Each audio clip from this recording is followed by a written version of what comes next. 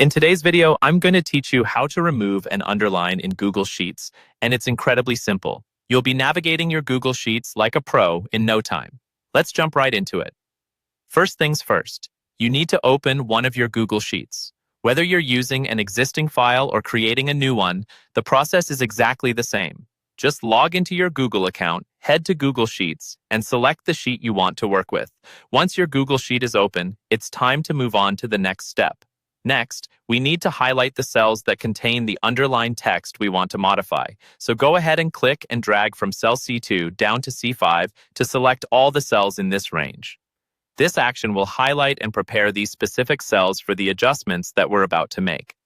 Doing this ensures that any formatting changes we apply will only affect this selection of cells, leaving the rest of your spreadsheet untouched. Once you have your range of cells highlighted, direct your attention to the top menu bar and click on Format. This menu is your one-stop shop for all things related to formatting your text, whether it be font size, color, or in our case, the underline feature. After you've opened the Format menu, you will see a drop-down list appear. From this drop-down, navigate to the Text option. Clicking here further opens up another submenu with a variety of text formatting options, including bold, italic, and, importantly, underline. Now, importantly, if the underline option is highlighted or checked, this indicates that underline formatting is currently applied to your selected text. All you have to do now is simply click Underline to toggle it off.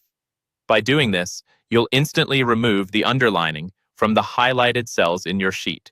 And there you have it. The underline in your selected cells should now be gone. This is a great way to clean up the visual appearance of your spreadsheets and make your data easier to read. Remember, these steps can be used for any range of cells, not just C2 to C5, so feel free to apply this method wherever needed in your Google Sheets projects.